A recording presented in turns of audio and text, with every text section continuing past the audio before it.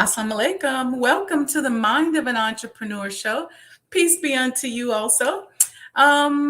Tonight we are on episode 1 of my 6-part series, Building Our Economy. And tonight's episode is entitled Market Expansion. So like, subscribe, tell a friend, and we'll get started in a few. You're tuned in to the Mind of an Entrepreneur show with your host, myself, Sajdah Wendy Muhammad. I am a multi-million-dollar business developer. I have developed business and real estate around the world, and I want to share with you my mental strategies, my technical strategies, and how I made it in the world of business. So I don't teach theory. I tell you about my life and introduce you to people who can also share with you what they've done to become successful. This is a practical show. This ain't a theory show. You don't want to miss it. So stay tuned.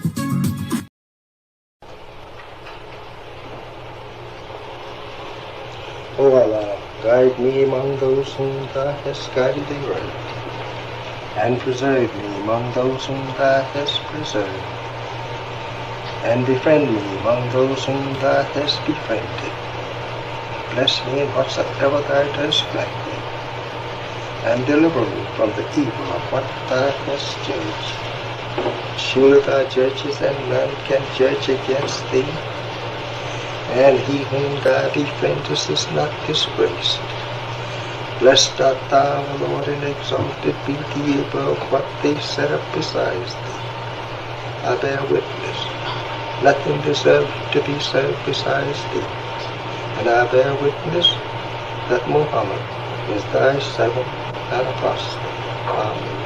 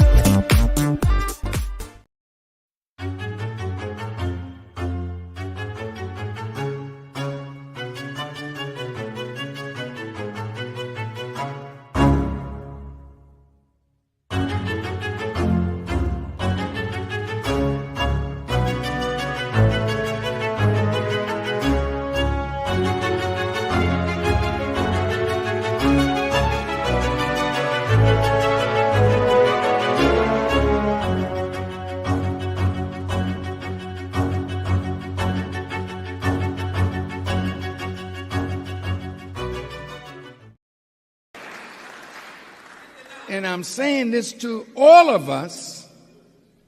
Our people are ready to spend their money with their own.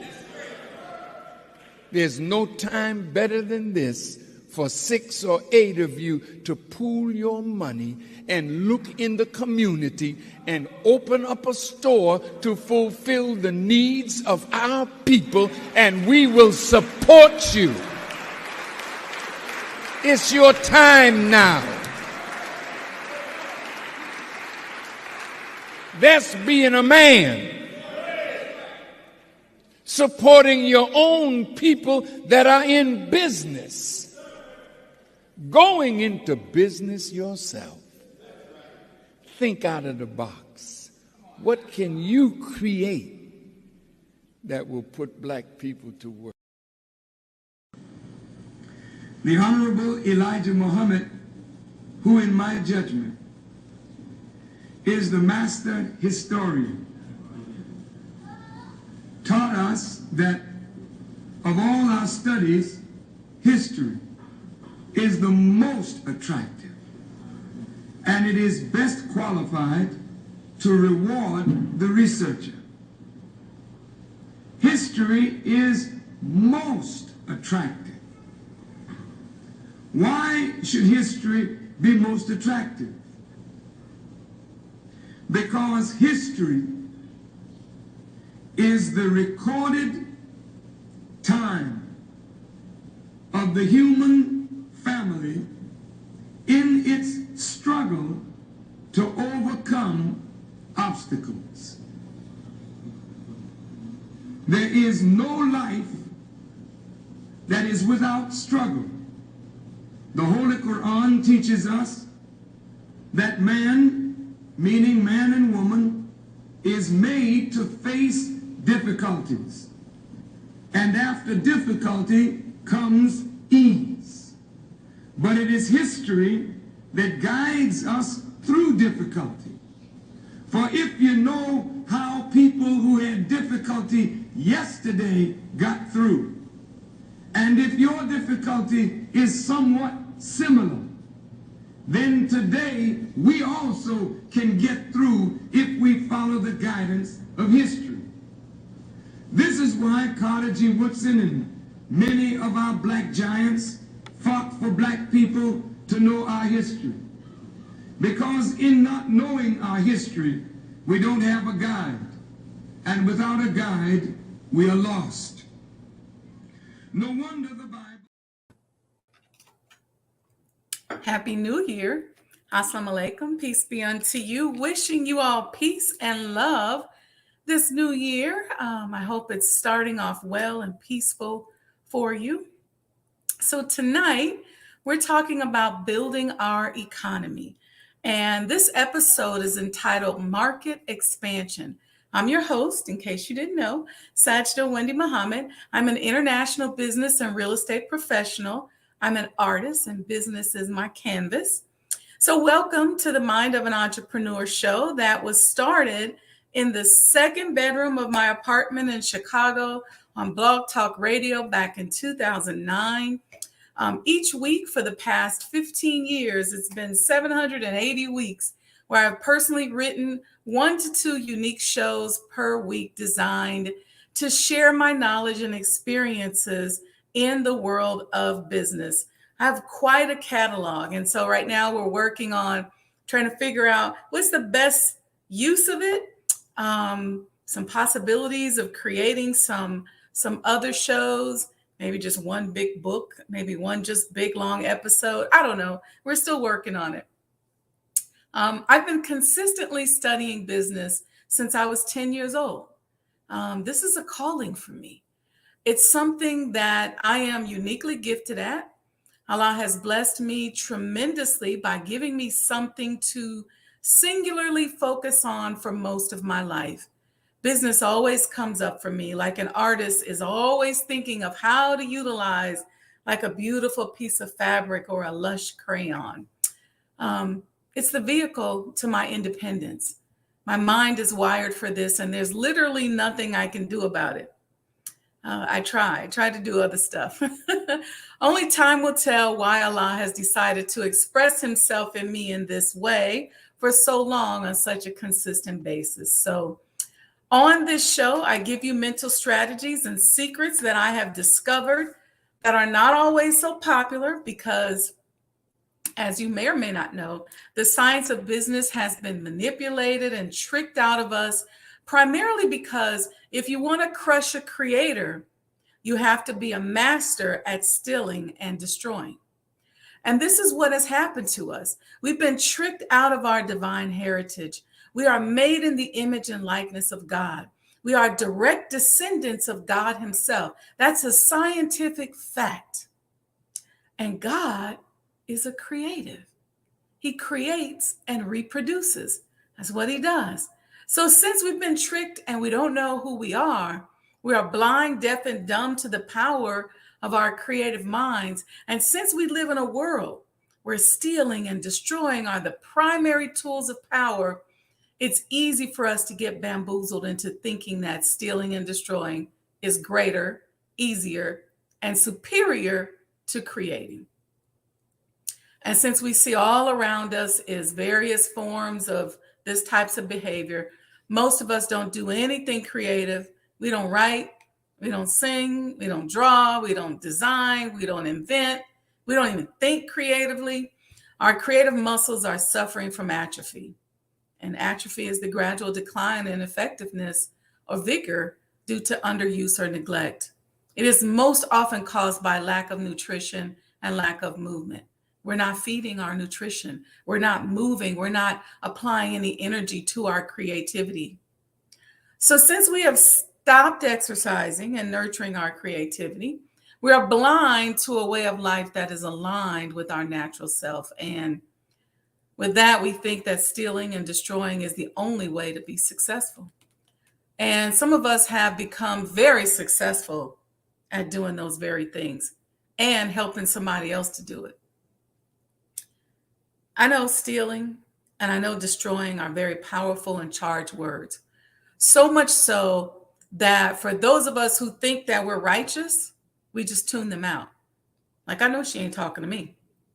Some of us are not bold and outright with it. Some of us are a little more subtle. And maybe the foundation of our business plan or life strategy, but it may not be the foundation or of our life or business plan, but it pops up, when we get jealous, we get insecure. Some people get so jealous and insecure, they just immediately go to, I want to kill that person. I want to destroy them. I want to cut their business off. I want to stop them. If a person's a great performer and we're jealous of the reaction that they get from someone that we want attention from also, we steal their act or their writing or their idea. We try to sabotage. We talk about them. We try to block them from getting recognition or attention. We try to control people by taking over their business. And a lot of times we just try to freeze somebody out. I see y'all in the chat. Welcome, Sandra D. Thank you for joining. Wa alaikum salam, sis. Nubia Latifa, wa alaikum salam. Thank you. Thank you. Good evening, Mom. Thank you for joining. Thank you to the rest of you. A couple people in here I can't recognize. I don't know how to pronounce your thing, so I'm going to come back, okay? But this kind of behavior is just not our nature. I was speaking with a friend of mine in Nigeria the other day, and we talked about how destruction and thievery is just not our nature. This is really why we as Black people keep getting tricked all around the world. It's just not who we are. We are forgiving and loving. We're not stupid. We are just not like them. So until we wake up and begin to understand that there are creative ways to solve problems, creative ways to be successful in relationships, creative ways to get along with people, creative ways to be successful in business, we'll always fall victim to our own nature, which is the exact opposite of stealing and destroying. So when we exercise our creativity, it gives us more options. And when we have more options, we'll be less likely to fall back on what we see everybody else doing. We'll be less likely. We won't care so much about how much attention somebody else is getting. We won't think about, let me destroy this person. We won't sit up and allow who they are and their successes to occupy so much real estate in our mind, because we'll get addicted to the creativity. So I want to do my part to help raise our awareness from what I've learned and experienced about another way of thinking and living and doing business that is much more in alignment with our nature. And since God came to make himself known, and since we live in a world where this type of stealing and destruction is so prevalent, when our system of success, I'm talking about our personal systems of success, are in alignment with the image and likeness of God as creatives, we will activate an accelerant that will make it plain to the whole world that God is present.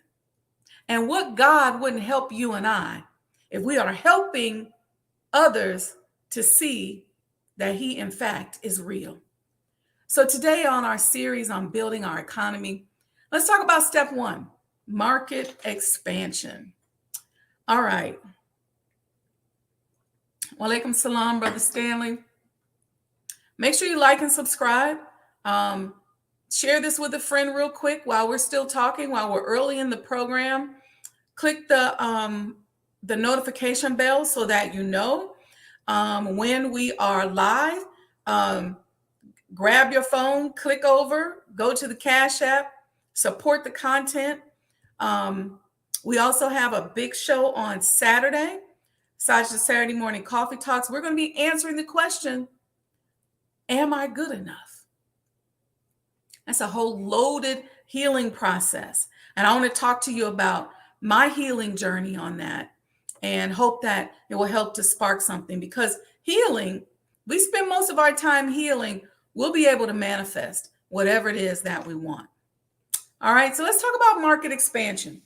This subject came in as what I call like a download from me a couple weeks ago. And then again, this past weekend, when I was studying Queen Amina of Zazu or Zaria. Zazu is the present-day city of Zaria, Kaduna State, Nigeria. Most of the documentaries talk about how powerful of a warrior Queen Amina was, but many leave out her economic prowess. Through conquest after conquest, she expanded her kingdom to its largest in history and controlled regional trade routes. Queen Amina is also an exceptional architect. She ruled from 1533 to 1610. So what's that, about 500 years ago? In fact, many economies throughout history, I don't know if y'all know this, were fueled by the creative nature of women. And one of the first things that Queen Amina accomplished, which is very much like Queen Sheba, and many of the other queens equivalent to her in power, is she began by expanding her market. Let me note that in studying the building of great ancient economies, most, if not all, except the current economic system that we live in that is currently falling, they were established by people who maintained those systems through creativity and relationship building. The current economic system we live in was spawned and started by slavery or some concept of cheap or free labor, which means that this economic system will disintegrate if it doesn't find a way to deploy cheap or free labor. Otherwise, a new system is inevitable. And what I'm saying to us as conscious entrepreneurs, let's be a part of that new system. Let's be a part of that new way of doing things. Let's be a part of that movement that changes the way business is done in America. May sound like a big thing to do right now, but it won't take that many of us to put our minds to it. Let's start with some fairness, some freedom, some justice, some equality, and how goods and services are exchanged in our economy. All right, so anyway, let's talk about market expansion. I'm assuming that if you're here that you know what a market is. All right, so there are two components we're going to talk about to a market. Number one, a market is a regular gathering of people for the purchase and sale of provisions, livestock, and other economies. Okay, so it's a regular gathering of people who get together to purchase and sell items, provisions, livestock, and commodities. Okay. Number two, the second point is it is also an area or arena in which commercial dealings are conducted, where buyers and sellers can meet to facilitate the exchange or transaction of goods and services. Markets can be physical, like a retail outlet, or they can be virtual, like a e-retailer or like the internet. Okay. All right. So let's go here. Before we expand our market, we have to define our market. Okay. So when I'm working with clients, whether it's a municipality or you as an individual or a corporation, we have to define our market. Okay. Once we define our overall market, then we do what is called market segmentation. The term market segment refers to people who are grouped together for marketing purposes. Market segments are part of a larger market, often lumping individuals together based on one or more similar characteristics. When I work with companies to design marketing strategies, I use various criteria to develop a target market for their products and services. And the company marketing professionals approach each segment differently, right? Like once we segment it, then they come up with their strategy and how they're going to address it. But the idea is that they have to fully understand the needs of their market, the lifestyles, the demographics, personality of the target consumer. So this is why when you get online and your behaviors are being tracked, they know your lifestyle, they understand your demographic, your personality. And so they make an assumption on what they think that your buying patterns are going to be. So remember, before we expand our market, we need to define and then segment our market. Okay. So this is even for us as individuals. We have a product or service. Before we expand it, we got to define it. Where do we sell? What's that marketplace? Where do we come together? How do we exchange these goods and services that we're developing for money? And where do we do it? Then we have to segment our market. Okay. And I'm going to give you the Cliff Notes version of this because this could be a whole semester of classes. Okay. But I think it's important that you go and study this after the show. So welcome, Sister Alicia. Wa alaikum salam. I'm so glad that you could catch us, sis. Welcome, welcome. Regional Sky Girl, she's here. Wa alaikum salam. She says she just made it home and she prays that everyone is doing well. And someone typed this in the chat for me. I'll do it. I got it. I just want to take a quick break because when we're doing these really heavy academic subjects, I like to give y'all a little break so y'all can catch up a little bit or digest, I should say. I won't say catch up. This is the email address. You can use this if you want to book me for a coaching session or consulting, or if you follow me on social media at Sajdah Wendy Muhammad, there's a link in the bio that you can click and you can go right there and schedule your session. Okay. Get a coach, get a consultant. If you're starting a new business, don't try to just do it all yourself because there's going to be so many emotional blind spots. You're going to miss stuff. You're going to need some help. There's nothing wrong with that. A lot of companies have whole teams of, that's what these board of advisors are, people who advise them on how to do their business. So don't be afraid. Don't think it's a letdown if you need a consultant or you need a coach to get your business going, to scale your business, to solve a problem in your business. And even if you want to start the road of healing your money psychology and working on yourself as an individual entrepreneur, there's nothing wrong with getting a coach. Because again, what I'm going to help you do is get you past your emotional blind spots. Even in business, when you're opening businesses, it's tough. It's hard. Part of some of the healing work that I've been doing is I've been through so much when it comes to business that I had to start saying, you know what? No, you're good. You're good enough and you're good at this. And you deserve some of these big lofty things that you're working on. So we're going to talk more about that on Saturday. But I just wanted to put that here in the chat. I'll let it sit here on the screen for a little while. If you want to book a session, you can email me here and I'll send you the link, or you can go to the link in my bio and then go ahead and book your session. But Don't be afraid if you need a coach. And don't be ashamed. We have this thing, marginalized people have this thing where we always feel like we got to fake it and act like we know so much and we got it going on. And that really is a death blow to our success. It's really, really a challenge. And what it does is it just makes us super phony. And when you're super phony and super fake like that, it's very difficult to manifest, especially if you're a marginalized people and you gotta market to other marginalized people. What it'll make you do is you'll be unsuccessful at being your own phony self. So you'll have to start deploying some of these wicked tactics that we were talking about that are of the world. I hate to use that, but that kind of stealing and destroying. Because remember, the devil can't create. He can only steal and destroy. And so there's all these different versions of that out here that we resort to when our creative muscles are suffering from atrophy. Let me know in the chat if you understand that.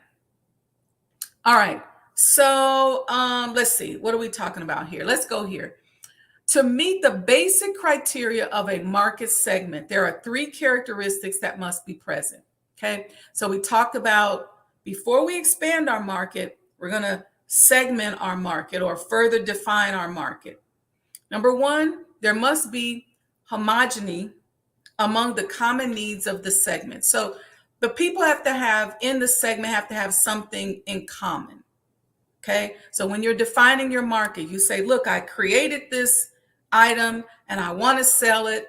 Who am I going to sell it to? Well, the first thing you want to do is define a group that is homogeneous, that has something in common, that may have an interest in your product. Number 2, there needs to be a distinction that makes the segment unique from other groups. So what is it about that segment that is unique? And so you want to write that down. And we would go through these steps if I was coaching or consulting your business or even you as an individual. What about that group is distinct from other groups? Okay.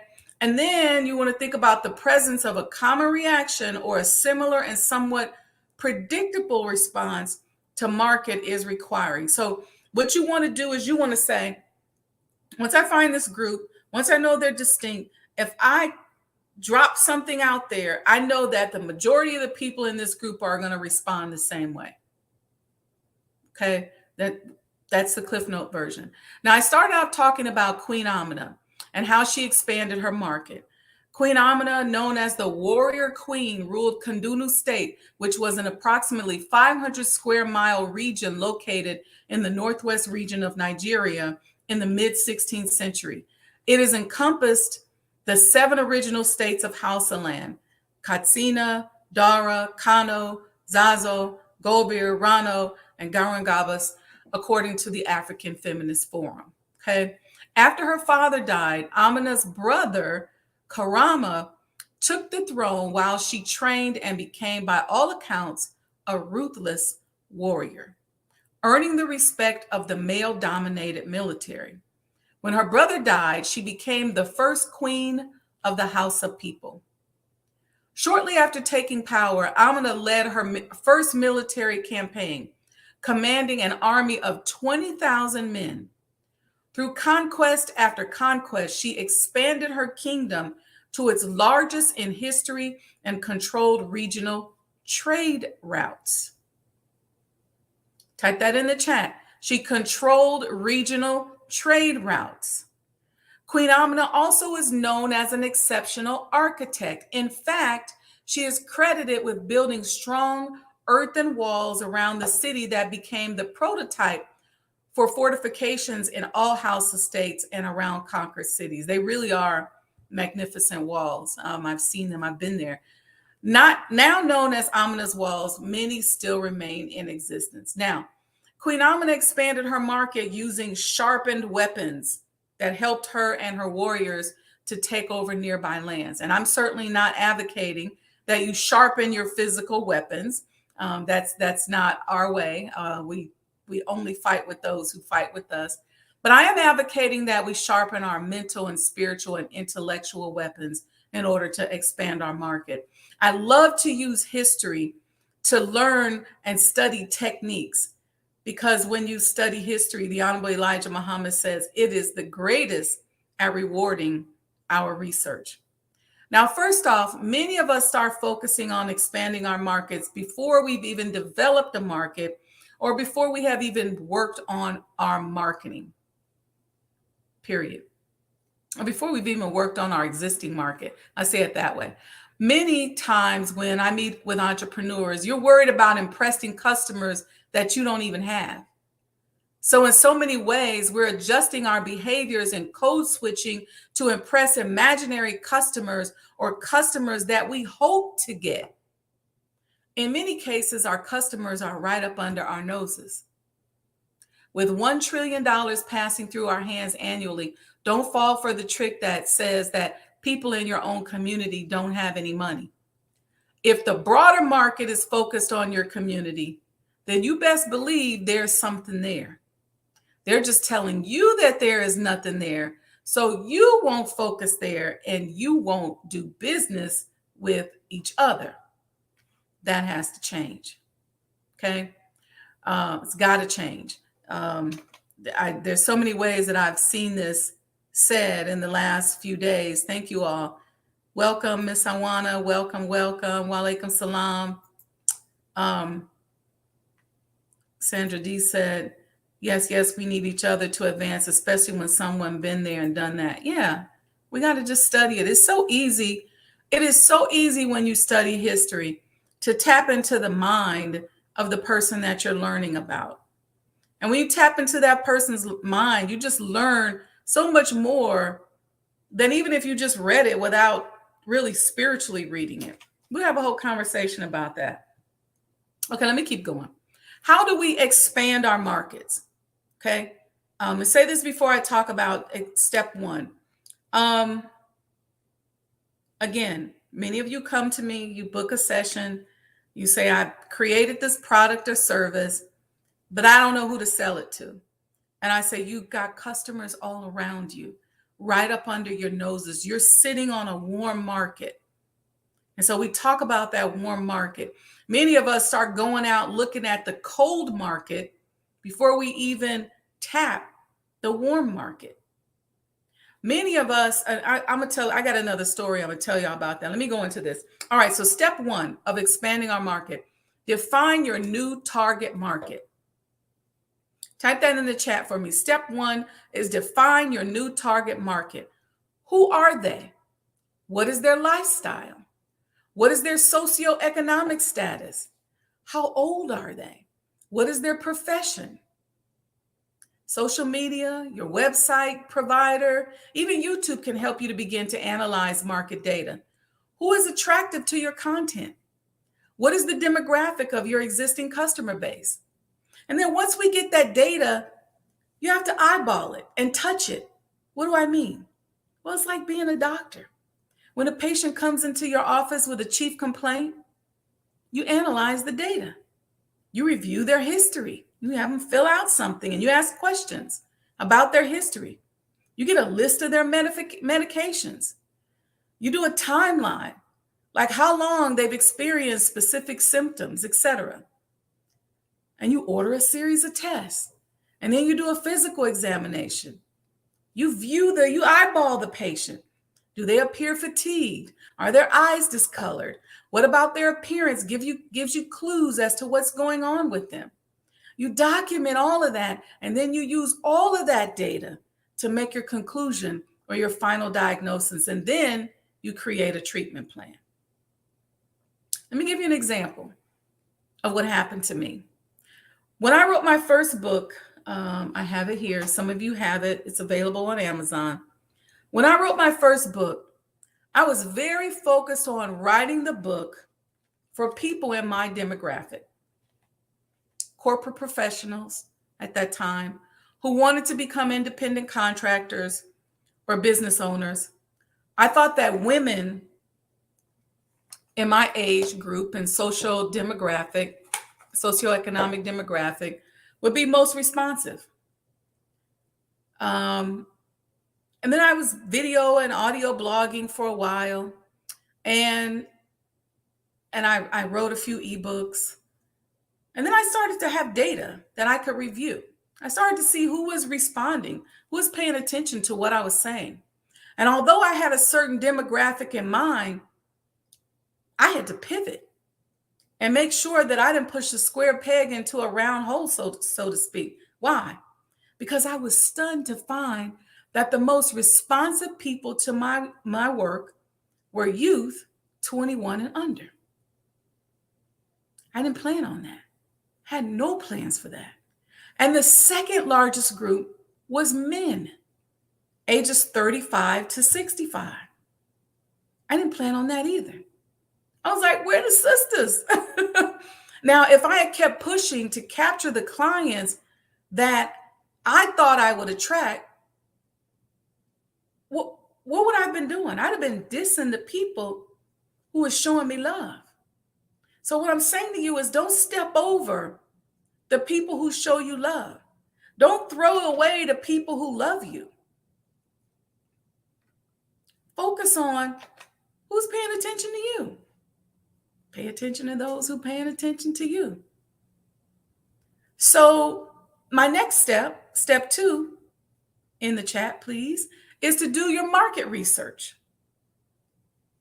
So once I saw that I had this data and I started seeing who was responding to me and who was most attractive, I said, wow, I got to lean into this. This means something. And so my work, because it came from my soul and I felt like it was a calling, it began to lead me in directions and I had to pay close attention. And so I did step 2, and that is to do the market research.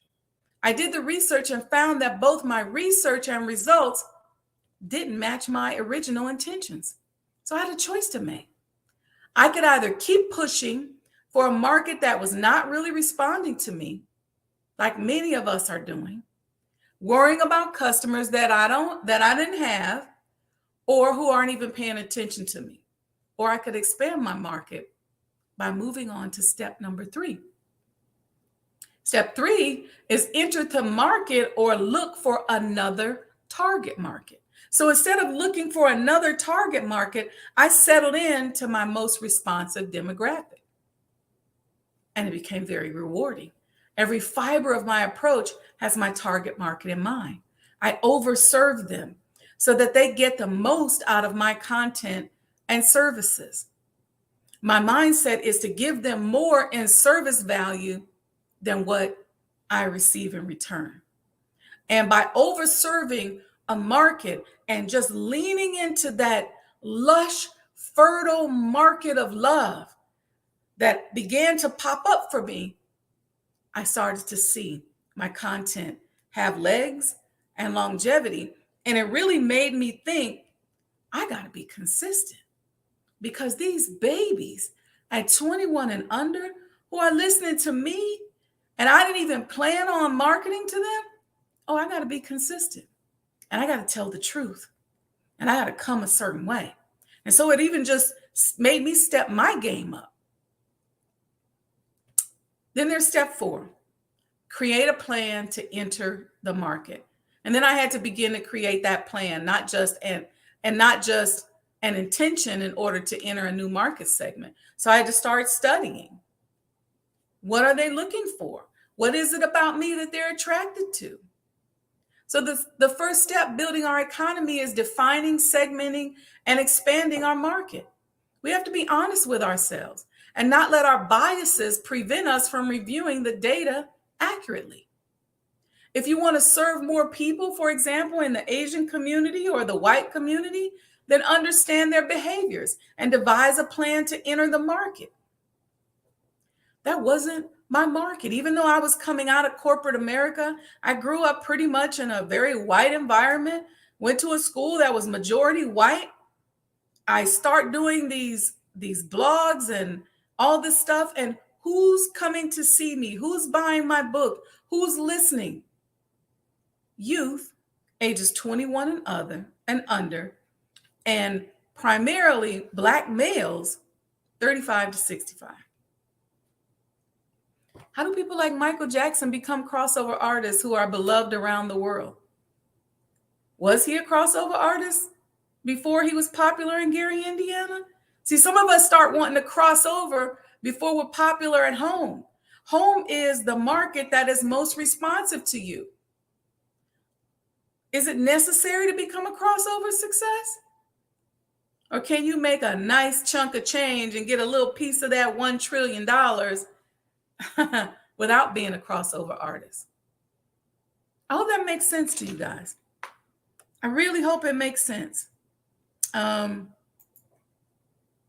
D said, wow, serve those who are paying attention and go where the market is. Yeah, serve those people that are paying attention to you. Don't be so quick to want to become a crossover artist, because that's going to usually, and let me say this too, and this is for the Black people that are watching. We are generally market leaders. Usually whatever we do sets the trend. How we dress, how we talk, how we dance, how we act, what we say, what we invent, what we do. And so if you own your market, then crossover is inevitable if that's what you want. But I get so many clients that come to me and they want those customers who are white or Asian or Hispanic, and they don't want customers in their own Black or Hispanic community or whatever their community is. And I'm like, wait a minute. Especially if you're from a Black community where your community has a history of being a trendsetter, own your community. And then the other people will come. Because if you speak the language of your community, you can always market that to the broader community. You can go to that broader community and say, I know how to get these people. I keep telling you all like about the Black Muslim Business Directory and the niche of conscious Black people that we serve. It's a specific market that if you're not an active part of that economy, you don't know how to market to us. You may think you do because maybe you hung out with us years ago, but you don't know. And never diss and trample all over your existing customers just because you want to be known on the other side of the tracks per se, or just because there's more money over there, or so you think. Be honest about your demographic of your existing customers and stop acting like you're too good for them. Let me give you an example. I was talking to a client the other day who happened to be a Muslim man, and the majority of his customers are Muslims. And I'm not revealing any of his confidentiality. I told him that I was going to talk about this in general, and he was okay with it because he had such an aha moment when we had this conversation. So anyway, the majority of his customers are Muslims, but his desire is to serve the broader community. He sees bigger dollar signs over there. That's all he would talk about over and over and over again. But he has deeper roots in the Muslim community than he does in the broader community. But he gets so excited when he gets a few dollars from the broader community. He literally was trampling and neglecting his Muslim customers and allowing his desire to cross over, to have crossover appeal, to lead him to neglect his strongest customer base. He didn't even realize that he was doing this. See, it's the residue of self-hatred. The Honorable Elijah Muhammad said we love the devil because the devil gives us nothing. Think about that. So my client, he kept saying, I didn't open my business just for Muslims and blah, blah, blah, blah, blah. He just kept going on and on and on. And finally, after a while, I said, well, maybe you didn't open your business for the Muslims, but they have provided you with a sustainable amount of business. And if we subtract their business from your portfolio, you would almost be out of business. You shouldn't bite the hand that feeds you. So he had some thinking to do about his target market. See, he was focused on customers that he didn't even have and likely won't ever get. And in the meantime, he was neglecting the customers that he currently has and the target market that he represented. All he had to do was focus on going deeper into the target market that was most responsive to him. A few more customers from the target market that is already responding to him will solve most of his financial problems. And in a lot of cases, that's true for a lot of us. We're so busy. I don't know, this self-hatred is so ugly and it's so nasty that, we want to be something that we're not. We want to be somebody else. We want the broader community to love us, or we want a community outside of ourselves to love us. Stop for a minute. God put you in a position where you are for a reason. You are blessed. That's your target market. It's people doing stuff in your community. And as soon as you turn down the hatred, you can get more customers that look like you. You can get more customers that are more as lucrative as these customers that you think are on the outside. You'll get there one day. You'll get there. You will definitely get there. And trust me, you don't really want to become popular in that community and not popular in your own community. Because 9 times out of 10, when they kick you to the curb, you're going to have to come back home. I'm just saying. All right. Again, like I said, this is just a sign of self-hatred, to be honest with you. When you hate what loves you, what does that say about us? And I said to the brother, I said, looks like you have some healing to do, my brother. And he agreed. He was so remorseful.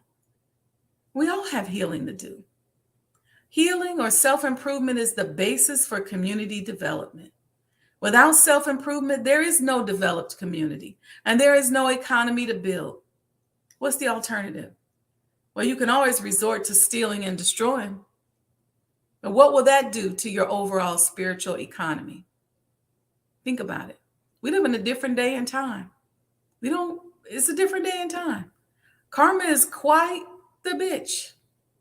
She's patient. She takes down names and addresses and always comes back to collect. So don't be so quick to opt out of healing and jump over to, well, I'm just going to do some quick scam. I'm going to steal something. I'm going to destroy something. Don't be so quick because you might not get away with it. Let's be creative, family. Let's think outside the box so we can climb outside the box. Remember, the devil can't create. He can only steal and destroy. The choice is ours. Let's align with our rightful self or suffer the consequences. We can turn this thing around if we just change our mindset. That's all we got to do. Let's change our mindset. Overserve your community. There's not a person that can say that they hired me where I didn't give them more in service value than what they gave me.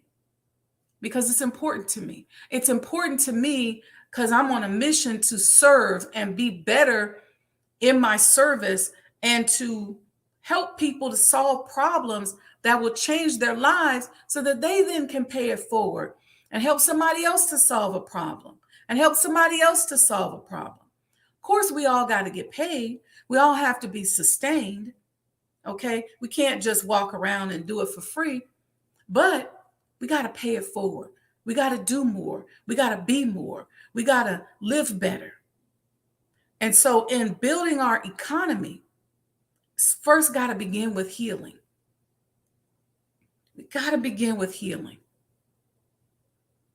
Begin with healing and go step by step by step. Who's my target market? See, because when you start healing, you can see what's going on around you. When you start healing, you're not so quick to pick up somebody else's behavior and mimic it, thinking that it makes sense. You're not so quick to be a copycat. You're not so quick to be so fake and phony. It's easier to do business when you know who you are. And settle in. Settle in. And let me say this. I want us to think about, let's try our best to stop hating on one another. Let's really try our best to be all in for one another. Now, don't get me wrong. I know you can't do this with everybody, but you got to kind of find your tribe. Who's your market? Who's your support group? Who are the people that you can really just lean in with and say, you know what? I support you and I got you and I love you. Who are those people in your life? And we got to try our best to be that for somebody. When's the last time you picked up the phone and called a friend, a cousin, a relative, somebody you cool with to just say, you know what, how you doing? Is there anything I can help you with? Maybe you can say, I don't have a lot of money, but I can tell you some jokes. I could go for a walk with you. I can send you a hug. I can come over and give you a hug. Let me shovel your snow. Let me cook you some food. What can we do for one another? See, because when we start healing those target markets, those ways to make money, those ways to introduce much needed goods and services into our community, they become much clearer. It's much easier to do. Reason why we're so stressed out and we can't think because we got our mind on somebody else. We got our mind on somebody else, something else, doing something else for somebody else, to the point where we don't have our own identity anymore. We don't even know who we are. So being in business in this manner in which I'm talking about. Now, don't get me wrong, we got a bridge. Okay. So we got to steal away. I call it a bridging process. We're not just jumping in feet first, head first, or anything like that. But what we are doing is we're going to heal our way into business. We're going to have strong technical strategies. Let me just use myself as an example, because a lot of people, when they are spiritual in business, they're not that good at business. But I'm spiritual and I'm damn good at business. So I'm going to show you how you can, by the grace of Allah, combine those concepts so that you are conscious as a business person, conscious as an entrepreneur, and you don't practice predatory behaviors that are responsible for the conditions that we're trying to get up out of ourselves. And it's difficult. It's difficult. You know why it's difficult? Because we really haven't been shown any other way. See, business is going on all around us, but there's so much predatory behavior. People are trying to get over on somebody. There's always some kind of scheming and scamming. I know good people who get themselves in a lot of trouble because they just don't really know how to do business. They just know how to scheme and scam. That's not what we're about. Not here on the Mind of an Entrepreneur program, not the Sajdah Circle of Winners, not the Black Muslim Business Directory. That's not what we're about. We're about doing good, strong business and establishing a way of life in how we exchange and introduce goods and services into our communities. Y'all know that many, many new ways of life were established through trade routes. Because when you got a group of people being so cutthroat, stealing, killing, robbing in the name of business, if you find a market where it's safe, you don't have to worry about being cheated. You don't have to worry about being lied to and lied on. You don't have to worry about being robbed. Then that business route, that group of people is who you're going to gravitate towards. And that's who we want to be. When you come around us, you should feel safe. Should be a safe space.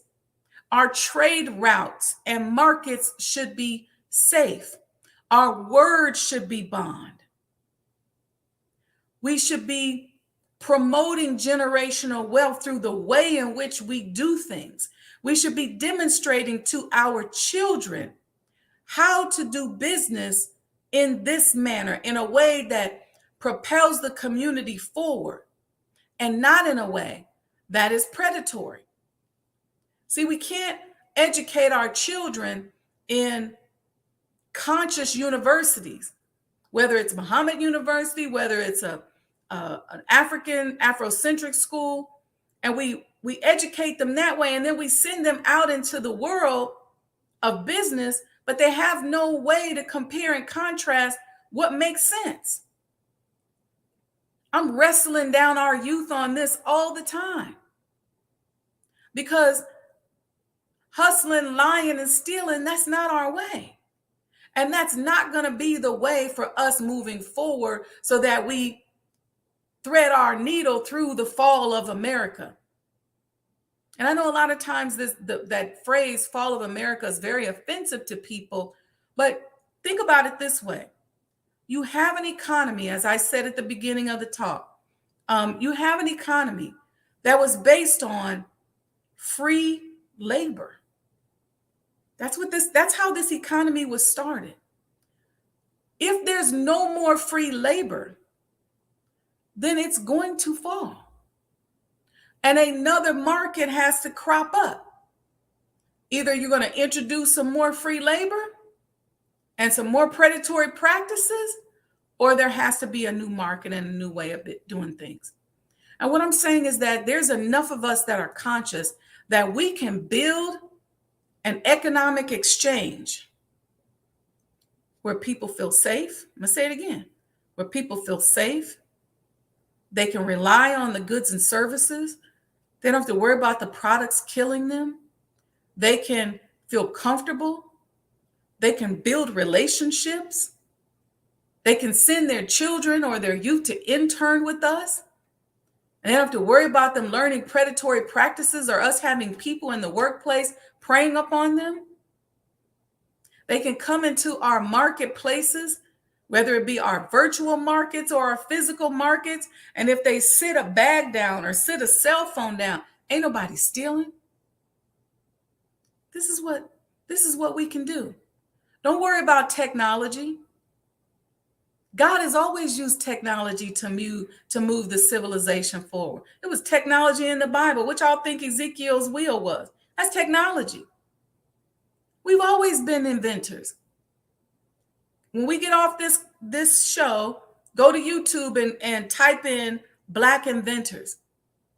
And you'll see that you don't have to be afraid of that. You got Hispanic but what I'm talking about is a tribe. And that doesn't mean that there won't be white people in this market that we're talking about, but I'm talking about a group of conscious people who want to do things the right way. You can be Black, you can be white, you can be whatever color, whatever religion, whatever background you want. But do you want to do business in a safe environment? Do you want to help establish trade routes where people can keep their dignity and do business? If you're about that, then we're about working with you. Okay, so let's see. People asking a few questions. Okay. Miss, I want to say it right. I supported a Black-owned upscale restaurant, and they were surprised we found them. They were used to serving Caucasian people and preferred it. Yeah. I think we just have to get over this. We have to get over this because there's value in nation building. And this is what I'm talking about, is nation building. Some people say, I don't care about nation building. I just want to do my business and leave some money for my children. That's fine. That's your business. But I'm talking about nation building, generational wealth, leaving something for our children. Wealth in the routes that we take in life and business, which is healing ourselves. That's what Sandra D said. Brother Stanley says, would you say open borders is a cheap labor market and that's why the government is behind it? It's possible. You know, I thought about that, Brother Stanley. That's right. Pay it forward, Sister Betty. I thought about that. And I said, I thought about it in one or two ways. Like, because we have, you've probably been hearing about like what they're calling the migrant crisis in Chicago and certain cities throughout the U.S. And I thought about it. I said, are they bringing these people here because they think they're going to get cheap labor? Are they bringing them here to change the demographics of the city and ultimately change the congressional seats. I think there's a lot at play. I'm a firm believer that nothing is really truly black or white. Usually there's a lot of gray matter, especially when you're dealing with people with wicked intentions. They tend to muddy the waters so that there may be two or three things that are true at once. So that very well could be. The other side of that is, who are we to say open borders or not? Or who are they to say open borders or not? Who are they to say that? That's a whole nother subject. There were black people here when y'all got here. And how you gonna come here, J down on the territory, put some borders up, and then say, y'all can't come back. This mine now. So there's a lot of karma that's also at play here. So whenever the wicked decide that they want to muddy the water and do something, and they got you focusing over here, you better start looking over there. And don't forget that God always has his hand over it. So we'll see. This is an interesting thing. It should play out. Cheap labor, the migrant travelers, that has been my thought as well. Yeah, I think it's probably a number of different things happening at once. I think it's some people looking at it as cheap labor. I think some people looking at it as a way to change the demographics of some of the cities, which will ultimately change the representation in Congress and in the government. Some of it is that some of it could be spiritual. Some of it could be God's way of evening the playing field. We'll see. And I think it's going to unfold relatively quickly. But I don't want you all getting fixated on one thing. That's not how these people work. If they got you focusing on one thing, they're here in the city, they ain't got nowhere to live. We got to get whatever they got you focused on. Trust me, it's going to be something else. It's always the underlay for the overplay, as we say in Chicago. So, all right, family, thank you all for listening. Thank you for tuning in tonight. Inshallah, on Saturday morning, we'll be back with Sajdah Saturday Morning Coffee Talks. We're going to be talking about, are you good enough? I went through this really, I've been every month going through, I wrote down 12 different healing steps that I wanted to go through. I started in January of last year, and it was things like just forgiving myself and just different ways in which to heal. And I can tell you that going through those healing processes have literally changed probably the 40 trillion cells in my body. I could see a difference in my face, my skin. I feel like I'm reversing the aging process just through this healing process. I can begin to see different things manifesting, and it's a process and it can be difficult. And so I just been working on that. And so this one I want to share with you all. I have this exercise where I write and have these notes around my house to say, I am good enough. And this one actually says all 40 trillion cells within you are good enough. And so I want to share that. We're going to talk about that Saturday morning. Are we good enough? And what is it that we've gone through that have made us think that we're not good enough? And who's making us think that we're not good enough? All right. And so with that, I pray you all will support, like and subscribe to the channel. You can support Cash App, Sajdah House. We give great information. If you had to attend a class, this likely would cost you upwards over $500 or so. That's what I've been told by my like-minded community, that I should be charging $5.99, $6.99 for these classes. But my thought is, I give away the game for free and disrupt the market, and I just charge for services. So you hire me, definitely trust you're going to get a good business out of supporting me, out of my supporting you in your business. So, and make sure that you all support the completion of the Honorable Elijah Muhammad House. I am inching my way there. Look, your sister is doing some heavy lifting, pretty much by myself. So it's been very heavy. And I thank each and every one of you for whatever donations that you've given, whatever small donations you've given. It's a heavy project. And I got one last heavy hump to get up over the edge to the tune of a little less than $400,000. I've been working my butt off. And one day I will tell the story. It will be in the book. But when I tell you I've been working my butt off, whew. But you know what? The great Messiah is so worth it. And I can't wait. I just can't wait to share it with you all. So please support. If our site is not back up by tomorrow, we're going to redirect it in another way. So we're just giving them time to fix it. They came back wanting to charge us $1,100 just to fix something that they broke. But it's just a scheme to disrupt the fundraising efforts. So if you want a coin, you can email me, sajdahhouse@gmail.com. You can Cash App, go to support sajdahhouse.com to support, and you'll see on there different ways in which you can support. The easiest way is to support directly. There's also sponsorships available because we got a timeline here that we're going off of and a deadline.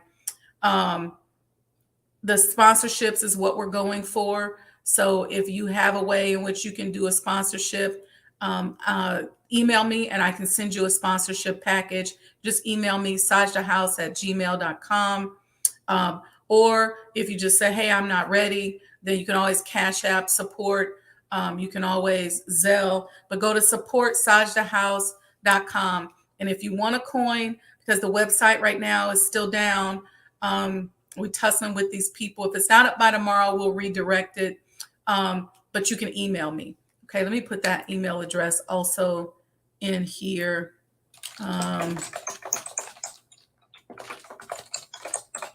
All right. So that's it. There we go. Okay, family. I love you all. Thank you. And inshallah, we'll see you Saturday. Don't go anywhere. Check out this last commercial. We'll do the two Sajdah House commercials, and then we're out. The Honorable Elijah Muhammad, who in my judgment is the master historian, taught us that of all our studies, history is the most attractive, and it is best qualified to reward the researcher. History is most attractive. Why should history be most attractive? Because history is the recorded time of the human family in its struggle to overcome obstacles. There is no life that is without struggle. The Holy Quran teaches us that man, meaning man and woman, is made to face difficulties. And after difficulty comes ease. But it is history that guides us through difficulty. For if you know how people who had difficulty yesterday got through, and if your difficulty is somewhat similar, then today we also can get through if we follow the guidance of history. This is why Carter G. Woodson and many of our black giants fought for black people to know our history. Because in not knowing our history, we don't have a guide. And without a guide, we are lost. No wonder the Bible